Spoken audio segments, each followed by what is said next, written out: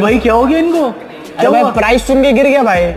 क्या प्राइस है फिर ऐसी? सर 2011 की BMW 5 series diesel only at 6,99,000। सच? बिल्कुल। एक क्रेटा के बजट में आपको जैगुआर दूंगा, डिस्कवरी दूंगा, ऑडी दूंगा। असंभव, असंभव, असंभव। और अभी तो रुको, क्लाइमैक्स अभी बाकी है।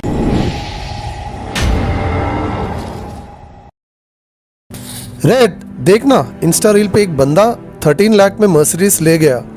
लोग बोल रहे हैं कि सेकेंड हैंड लग्जरी कार लेना स्मार्ट डिसीजन होता है। मैं भी सोच रहा हूँ कि एक गाड़ी मैं भी ले लूं।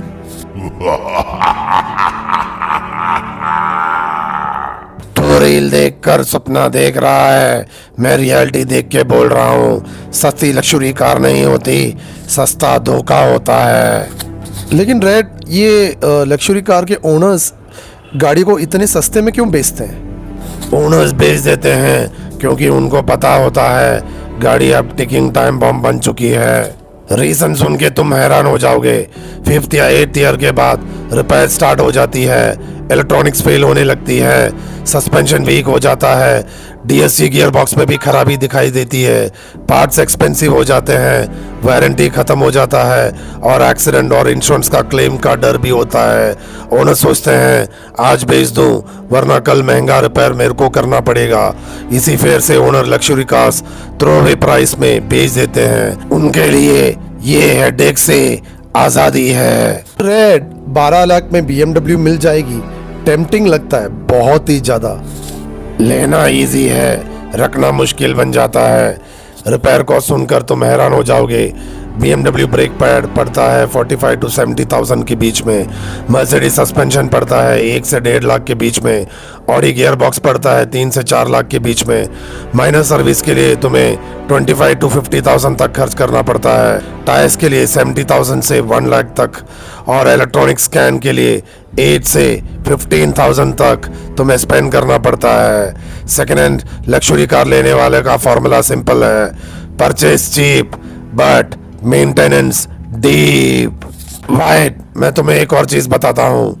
लग्जरी कार्स जर्मनी के हाईवेज या यूरोपियन कंट्रीज, अमेरिका, जापान जैसे डेवलप्ड कंट्रीज के हाईवे के लिए बनी है, इंडिया के गड्ढों, फ्लैट्स और हीट के लिए नहीं।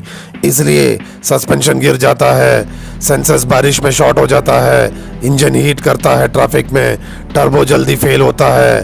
तो गाड़ी नहीं चलाता तो रिपेयर शॉप का मेंबरशिप ले लेता है।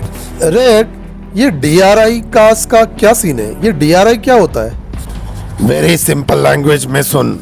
DRI is equal to directorate of revenue intelligence. ये लोग इलीगल इंपोर्टेड कार्स पकड़ते हैं। कैसे इलीगल? ड्यूटी नहीं दिया, fake papers, wrong valuation, smuggled cars. Government उनको सीज करती है, फिर ऑक्शन में बेच देती है बहुत ही सस्ते दाम पे। तो मार्केट चीप कैसे हो गया? डीलर्स उन ऑक्शन से कार्स 50 to 70% कम प्राइस में लेते हैं, फिर मार्केट में डंप कर देते हैं। पर रील्स में तो सब हैप्पी दिख रहे हैं, ऐसा क्यों? रील्स में लोग कार के अंदर का शॉट दिखाते हैं, सर्विस सेंटर का बिल नहीं। इंस्टा सिर्फ हाईलाइट दिखाता है, रियलिटी होती है insurance 40 to 60,000, mileage 5 to 8 kilometre पर लीटर, ओरिजिनल पार्ट्स का वेटिंग पीरियड 3 से 6 हफ्ते, नो रीसेल वैल्यू, वारंटी 0 रहता है, और एक्सीडेंट हिस्ट्री छुपा के रखते हैं या कुछ गोलमाल करते हैं। तो मैं क्या करूं रेड, सस्ती लग्जरी कार ना लूं? वाइट, अगर तेरा बजट 10 से 15 लाख के बीच में है, लग्जरी कार मत ले, उसी प्राइस में ले ले Hyundai Creta, Kia Seltos, Tata Harrier या तो फिर महिंद्रा XUV 700। ये कार्स लो मेंटेनेंस की होते हैं, वारंटी फ्रेश भी होता है, पार्ट्स चीप रहते हैं, रीसेल भी बहुत ज़्यादा स्ट्रॉन्ग रहता है। इंडिया के रोड्स के लिए ये गाड़ियाँ खास करके बनी हुई हैं। मैंने तो सिर्फ सपना देखा था रेड कि मैं अपने पेरेंट्स को मर्सिडीज की गाड़ी में घुमाने लेके जाऊंगा, लेकिन अभी ये सब सुन के ना थोड़ा सा मुझे डर लगने लगा। सपना गलत नहीं है वाइट, पर सपना किसी और के इंस्टाग्राम पोस्ट से कॉपी मत कर। पहले अपना फाउंडेशन स्ट्रॉन्ग बना, पहले फिनेंशियल पीस, फिर लग्जरी प्लीज। लग्जरी कार का चार्म छोटा होता है, पर उसका दर्द बहुत ही लंबा टाइम तक तुम्हारे साथ रहेगा। सेकेंड हैंड लग्जरी कार सस्ती कभी नहीं होती, वो सिर्फ अपने पहली गलती का बदला लेती है अपने नए ओनर से। तो भाई अभी फिलहाल हमने ऑडी A6 की सर्विस कराई थी भाई, ऑडी में ही भाई, फरीदाबाद वाले में। तो इसका टोटल बिल है भाई 2,42,000 रुपये भाई। इसमें भाई सर्विस भी और ये गाड़ी लग गई थी उसका भी है। सर्विस है भाई इसकी 35-40 हज़ार की सर्विस हुई है और बाकी इसका ये जो बिल है ही है। और फिर हमने डिस्काउंट करा के भाई 1.5 लाख का बिल बनाया है।